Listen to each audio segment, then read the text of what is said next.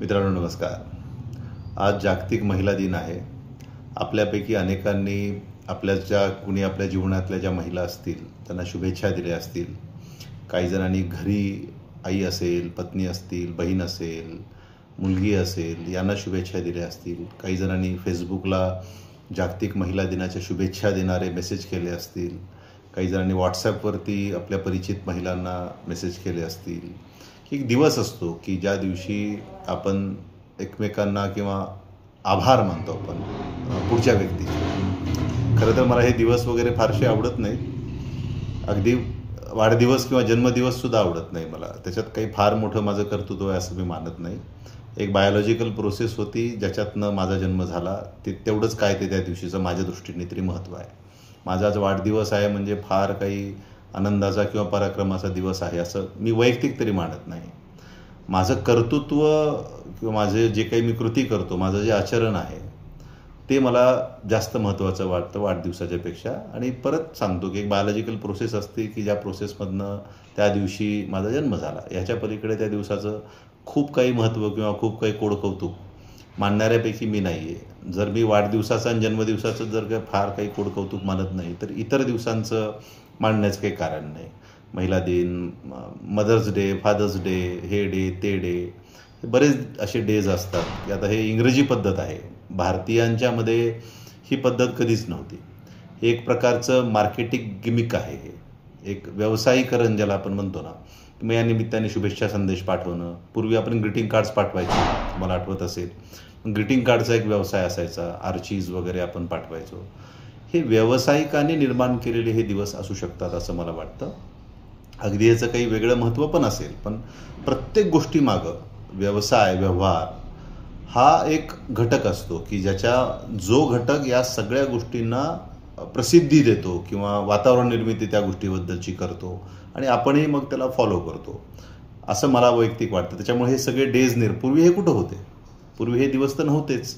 आणि ही कुठंतरी एक इंग्रजी किंवा पाश्चिमात्य संस्कृती आहे. भारतामध्ये हे पाचली भानगडत नव्हती. रोजच आईचा दिवस असतो आपल्याकडे किंवा रोजच महिलेचा दिवस असतो. रोजच काय त्याला दिवसांमध्ये त्याला मोजण्याची गरज नाही. पण याची दुसरी बाजू अशी आहे की त्या दिवसाच्या निमित्ताने आपण एक प्रकारे त्या पुढच्या व्यक्तींना किंवा त्या पुढच्या नात्याला आपण थँक्यू म्हणतो, आपण त्याचे आभार मानतो. जसं आता मदर्स डे आहे, आपण आईला जे शुभेच्छा देतो ते त्या दिवशी वर्षातनं एका दिवशी का असेना पण आपण तिचं आपल्या जीवनात जे असणं आहे, तिचं जे आपल्या जीवनातलं योगदान आहे त्याच्याबद्दल आपण तिला एक प्रकारे थँक्यू म्हणत असतो, तिचे आपण आभार मानत असतो. तसंच हे महिला दिवसाचं आहे की आजच्या दिवशी आपल्या जीवनात ज्या काही महिला आहेत किंवा ज्यांचं कुणाचं म्हणून आपल्या जीवनामध्ये योगदान आहे तर त्या योगदानाचं आपण एक दिवशी आपण त्यांना थँक्यू म्हणतो ह्या आजच्या दिवशी किंवा त्यांचे आभार मानतो. एरवी तर आपण फारसं काही मानत नाही. नातं आहे ते जीवनात आपल्या असतंच आणि एक प्रकारे आपण त्या नात्यांना गृहीत धरून चालतो असं असतं. पण आजच्या दिवशी एक दिवस थांबून त्या नात्याचं अवलोकन आपण करतो, आपण थँक्यू म्हणतो, आपल्या थोड्याशा भावना एकवटतात त्या विशिष्ट नात्याबद्दलच्या आणि आपण त्याचे आभार मानतो. नाही तर आपल्याला गृहीत धरून चालण्याचा आपल्याकडे एक आपला स्वभाव आहे, नैसर्गिक स्वभाव आहे की आपण नात्यांना गृहीत धरून चालतो. आणि त्यातल्या त्यात जी नाती महिलांच्या संबंधित आहेत त्यांना तर आपण खूपच गृहीत धरून चालतो. आणि त्यात मग आई असेल, बहीण असेल, पत्नी असेल, मुलगी असेल. थोडेसे मुलीचे जास्त लाड करतो, पण सगळ्यात जास्त गृहीत धरलेलं नातं हे आईचं असतं आपल्या जीवनामध्ये की ते गृहीत धरलेलं असतं. आई आहे मग आईसोबत काहीही चालतं. राग, लोभ, लाड, तिच्याकडं किंचितचं दुर्लक्षसुद्धा आपल्याकडनं चालून जातं. आई आहे समजून घेईल, क्षमा करेल, शिक्षा करणार नाही, माफ करेल किंवा उट्टं काढणार नाही, बदला घेणार नाही, असे एक आईबद्दलचं आपला दृष्टिकोन असतो. आई असतेही तशीच. आपल्या चुकांबद्दल जर तिने आपल्याला शिक्षा जरी केली तर तिचं त्या शिक्षेचा जास्त त्रास, दुःख, वेदना तिला होते आपल्यापेक्षा सुद्धा जास्त. असं हे आईचं नातं असतं. बहीण कधी कधी आपल्याला रुसू शकते, रागावू शकते, एखादी शिक्षा पण करू शकते, बरोबर आहे. पत्नी तर 100% करतेच, विषयच नाही. म्हणजे काही जर त्या नात्यामध्ये कमी जास्त झालं तर मग मात्र त्याचा पश्चाताप आपल्याला व्हावा अशा पद्धतीची वेळ पत्नीकडनं आपल्यावरती येते. पण शेवटी तीही क्षमा करते, आपल्याला माफ करते, बरोबर आहे. आणि लेक तर लेकीचा तर विषयच नाही. लेक आपल्याला म्हणजे आपलं नाजूक विषय असतो आपली लेक म्हणजे, बरोबर आहे. त्याच्यामुळे लेकीचा तर काही विषयच नाही, तिथं सगळंच माफ आहे आपल्याला, म्हणजे आपल्याकडनं सगळं माफ आहे लेकीच्या बाबतीत जर आपण बोलायचं झालं तर. त्याच्यामुळे ही सगळी महिलांशी संबंधित नाती, मैत्रिणीसुद्धा असतात त्याच्यामध्ये. आपल्या काही खूप चांगल्या मैत्रिणी असतात. तर आपल्याकडे समाजव्यवस्था अशी आहे की स्त्री पुरुष असा आपण भेद करतो नात्यात सुद्धा. परंतु काही माझ्यासारखी माणसं असतात की एखादं नातं संबंध ठेवताना त्याच्यामध्ये स्त्री पुरुष असा मी भेद करत नाही. मित्र म्हणजे ते मित्र, म्हणजे पुरुष मित्र, महिला पण मित्र, त्याच्यामध्ये मी तरी फारसा काही भेद करत नाही. आणि अशी नाती जपणारी काही मंडळी आहेत की जी असं स्त्री पुरुष असा नात्यांमध्ये भेद करतात. मैत्री एक तसं नातं असतं की त्याच्यामध्ये आपण स्त्री पुरुष असा भेद करू नये. उलट पक्षी मला असं वाटतं की कधी कधी स्त्रियांसाठी पुरुष मित्र हे जास्त चांगले असतात आणि पुरुषांसाठी स्त्री मैत्रिणी ह्या जास्त चांगल्या असतात. कारण की एक अंडरस्टँडिंग लेवल ज्याला आपण म्हणतो, समजून घेण्याची जी वृत्ती असते, तर ती बऱ्याचदा पुरुषांना समजून घेण्याची वृत्ती स्त्रियांमध्ये जास्त असते. पेशन्स असतात त्यांच्यामध्ये. पुरुष जर मित्र असतील एकमेकाचे तर आपण एकमेकाला शेअर करतो, परंतु अंडरस्टँडिंग लेवल कुठेतरी कमी पडते असं मला वाटतं. परंतु व्हायस वर्सा जर असेल तर ती अंडरस्टँडिंग लेवल थोडीशी जास्त चांगली असते. तर आपल्या जीवनामध्ये आजचा जो महिला दिन आहे, त्या आपल्या जीवनामध्ये महिला अशा अनेक नात्यांनी आपल्या जीवनामध्ये येतात. आपण जन्मतो, आई येते, त्याच्यानंतर आपल्या आईवडिलांना जर मुलगी झाली तर बहीण येते, त्याच्यानंतर आपण वय वाढत जातं तसं काही मैत्रिणी आपल्या होतात. एखाद्या मैत्रिणीचं प्रियसीतसुद्धा रूपांतर होऊ शकतं आणि एखाद्या प्रियसीचं पत्नीमध्ये पण रूपांतर होऊ शकतं, नाही का. आणि मग जर योग आला तर त्या दोघांच्या सान्निध्यातनं एखादी आपल्याला मुलगी पण जन्माला येऊ शकते. मग आपल्याला जर मुलगी नाही झाली तर सुनेच्या रूपाने आपल्या जीवनामध्ये एक मुलगी येते, मग नात येते. म्हणजे असे स्त्रियांची अनेक नाती आणि अनेक रूपं महिलांची हे आपल्या जीवनामध्ये येत असतात. आपण त्या सगळ्या नात्यांना स्नेह देतो, प्रेम देतो. तीही नाती आपल्याला स्नेह आणि प्रेम देतात. तेच म्हणालो मी की आजच्या दिवशी आपण त्यांना शुभेच्छा दिल्या असतील महिला दिनाच्या निमित्ताने, परंतु खरं सांगू का, आपण ज्यांना ते जी गोष्ट आपण त्यांना दिली पाहिजे, आज आपण कौतुक दिलं असेल, शुभेच्छा दिल्या असतील, आज आपण त्यांना अनेक गोष्टी दिल्या असतील, आभारसुद्धा मानले असतील आपण आजच्या दिवशी, परंतु खरं सांगू का, आपण त्यांना काय दिलं पाहिजे. स्त्रिया ज्या आपल्या जीवनात आहेत, ज्या महिला आपल्या जीवनामध्ये आहेत, त्यांना आपण जी गोष्ट खरंच दिली पाहिजे ती आहे रिस्पेक्ट. आपण त्यांना आदर दिला पाहिजे. आपण नेमकं तेवढं करत नाही. बऱ्याचदा आपण स्त्रियांचा आपल्या जीवनामध्ये अनादर करतो. कारण मी जसं आपल्याला आता म्हणालो की आपण ही नाती गृहीत धरलेली असतात आणि त्या गृहीत धरण्याच्या पोटी कळत नकळत काही लोक नकळत त्यांच्याकडनं अनादर होतो. काही जण जाणून बुजून अनादर करतात. कारण आपल्याकडे एक पुरुष प्रधान संस्कृतीचा आपल्याला शाप आहे. पुरुष हा श्रेष्ठ असतो, पुरुष हा घरचा करता असतो, म्हणजे त्याला तो एक अधिकार मिळाला आहे अशा पद्धतीची एक भावना असते की स्त्रीला दुय्यम स्थान देणे किंवा स्त्रीला गृहीत धरून चालणे आणि त्या ओघामध्ये अवधानाने किंवा अनवधानाने तिला डिसरिस्पेक्ट करणे, एक प्रकारे आपण अपमानसुद्धा कधी कधी करतो. परंतु जर आपण स्त्रीला काही देऊ शकतो आणि जे काही आपण दिलं पाहिजे तर ते आहे रिस्पेक्ट. तिला आपण आदर द्यावा. प्रेम आपोआप येतं. ज्या नात्यामध्ये आदर असतो ना, त्या नात्यामध्ये प्रेम आपल्याला आपोआप मिळतं. वेगळं काही देण्याची गरज नाही. आपण म्हणतो मी प्रेम देतो. प्रेम हे खूप मटेरियलिस्टिक गोष्ट आहे की प्रेम देतो म्हणजे मग प्रेम मिळालं पाहिजे. प्रेम हे मी परत सांगतो, आदर हा खूप निस्पृह असतो. त्याच्यामुळे आदरभाव हा आपला खूप स्त्रियांच्याबद्दल आपल्यामध्ये असणं गरजेचं आहे. भारतीयांमध्ये खास करून आपण स्त्रियांचा करावा तेवढा, म्हणावा तेवढा आदर करत नाही. आपण नेहमीच कुठल्याही बिघडलेल्या गोष्टीला सहज स्त्रीला आपण जबाबदार धरतो. ती काय मानसिक अवस्थेतनं चाललेली आहे, ती काय शारीरिक अवस्थेतनं चाललेली आहे. लक्षात घ्या, पुरुषांमध्ये फार शारीरिक बदल होत नाहीत, पण स्त्रियांमध्ये त्यांच्या वयाच्या प्रत्येक टप्प्यावरती अनेक शारीरिक बदल होत असतात आणि त्या शारीरिक बदलांचा परिणाम हा त्यांच्या मानसिकतेवरती सुद्धा खूप मोठ्या प्रमाणात होतो. त्यांच्या भावविश्वावरती सुद्धा खूप मोठ्या प्रमाणात होतो. त्याच्यामुळे त्यांच्या त्या सगळ्या बदलत्या अवस्थांना, बदलत्या टप्प्यांना, शारीरिक, मानसिक, भावनिक, हे आपण समजून घेण्याची खूप मोठ्या प्रमाणामध्ये गरज आहे. आणि ते समजून घेणं, समजून उमजून वागणं, याच्यापेक्षा मोठी भेट किंवा गिफ्ट आपण त्यांना जीवनात दुसरं काही देऊ शकत नाही. आणि हे सगळं देणं करणं हे आपल्याला खूप आवश्यक आहे. आणि नेमकं आजच्या दिवशी, आज जागतिक महिला दिन, आपण शुभेच्छा, कौतुक वगैरे सगळं करतोय, ते करताना आपण आजच्या दिवशी हा संकल्प पण केला पाहिजे की आम्ही तुम्हाला रिस्पेक्ट देऊ, आम्ही तुमचा आदर करू. कदाचित आम्ही एवढा करत नसू, आता त्याच्यामध्ये आम्ही दुरुस्ती करू, आजपासून म्हणा, उद्यापासून म्हणा, ताबडतोबीनं आम्ही तुमचा आदर करण्याच्या कडे लागू, हे आपण आवर्जून केलं पाहिजे. आणि खास करून पत्नी हे जे नातं आहे तुमचं, त्याच्यामध्ये हे जास्त करण्याची गरज आहे. ती आईला कराल कारण ती आईच असते शेवटी, बरोबर आहे. बहिणीला कराल कारण बहीण असते, दुसऱ्या घरी जात असते म्हणून एक वेगळं भावनिक नातं असतं. मुलीला कराल कारण ते तुमचं पोटचं लेकरू आहे. सुनेला कराल कारण एक सासरा म्हणून किंवा सासू म्हणून तुमचं ते एक असतं ना, कर्तव्य असतं, किंवा मुलाला काय वाटेल ही भीती असते तुम्हाला. पण पत्नी हे असं नातं आहे या सगळ्या नात्यांपैकी की त्याला तुमच्याशी नातं ठेवण्यामध्ये कुठलीही मर्यादा नाही आहे.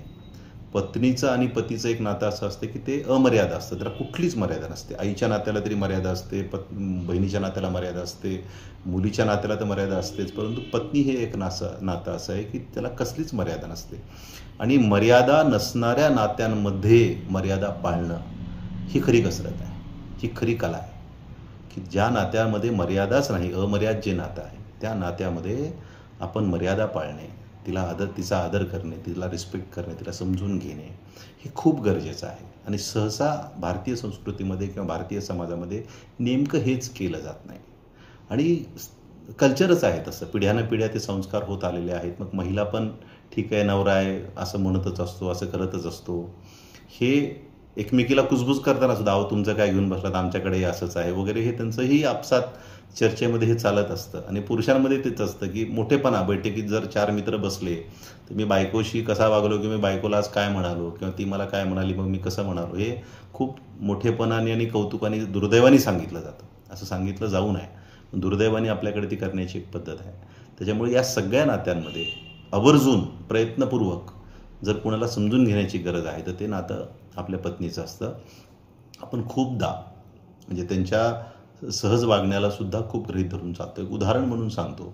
एक दिवशी मी घरी आलो दुपारी, मी एकदा फेसबुकला लिहिलं पण होतं, आणि मला खूप भूक लागली होती. मला वाटतं 2:30 काहीतरी दुपारचे वाजले होते, आणि मी भूक लागली म्हणून दाट वाडा असं सांगण्यासाठी म्हणून किचनमध्ये गेलो. तर मी पाहिलं की अजून स्वयंपाकच झाला नव्हता. स्वयंपाकचं प्रिपरेशन चालू होतं, तयारी चालू होती, भाज्या वगैरे टाकणं चालू होतं.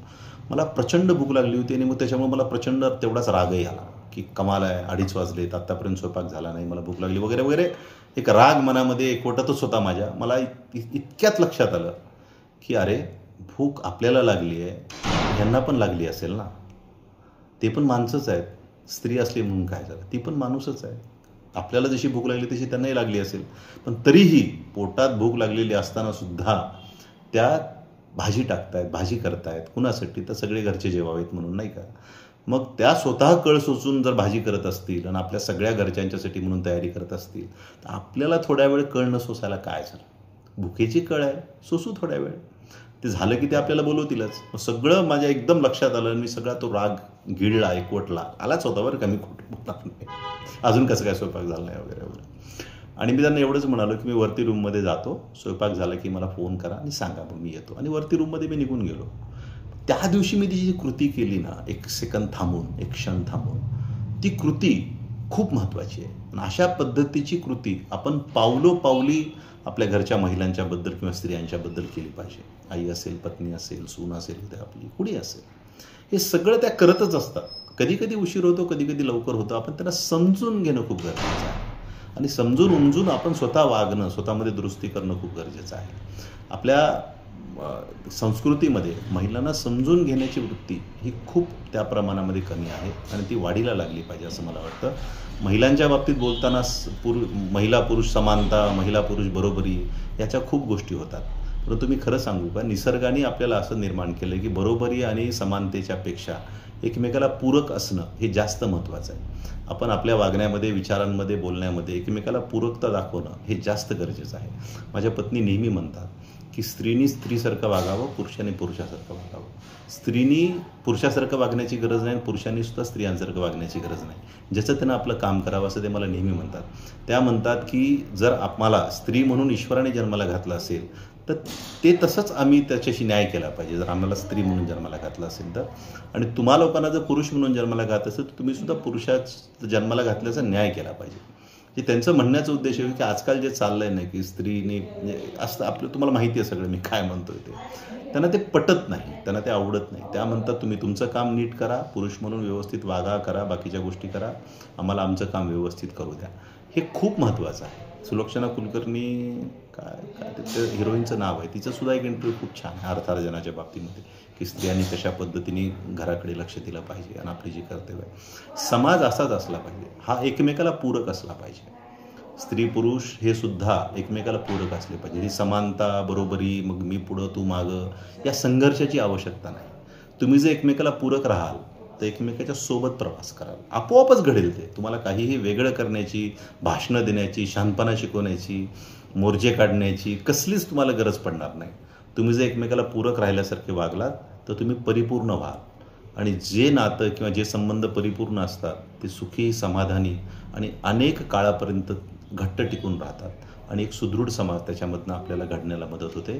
त्याच्यामुळे आजच्या महिला दिनी मी ज्या काही महिला हा व्हिडिओ पाहत असतील, मी त्यांना आज एवढीच गोष्ट सांगू शकतो की मी तुमचा प्रचंड आदर करतो. मला तुमच्याबद्दल प्रचंड रिस्पेक्ट आहे. तुम्ही जे काही आमच्यासाठी करता, मानव जातीसाठी करता, त्या तुमच्या करण्याबद्दल, त्या सगळ्या तुमच्या गोष्टींच्याबद्दल माझ्या अंतःकरणामध्ये तुमच्याबद्दल खूप प्रचंड मोठा आदर आहे. हा आदर तसाच राहील आणि माझ्या पुढच्या पिढीमध्ये सुद्धा तुमच्यासाठीचा हा आदर तसाच राहावा. अशा पद्धतीचे संस्कार, मला 2 मुलं आहेत, त्या दोन्ही मुलांवरती मी करेन की माझी मुलंसुद्धा, दोन्ही मुलं पुढच्या पिढीमध्ये हे स्त्री किंवा महिलांचा त्याच पद्धतीने आदर करतील, त्याच पद्धतीची भावना ते त्यांच्या अंतःकरणामध्ये ठेवतील, ज्या पद्धतीच्या भावना मी आदरभाव स्त्रियांच्याबद्दल ठेवतो. हा संस्कार मी माझ्या मुलांनासुद्धा देईल. आणि आजच्या महिला दिनी ही एक भेट माझ्याकडनं छोटीशी मी तुम्हाला देऊ इच्छितो की मी तुमचा आदर करतो आणि हा आदरभाव संस्काराच्या रूपाने माझ्या दोन्ही मुलांमध्ये पुढच्या पिढीतसुद्धा मी ठेवेन. धन्यवाद.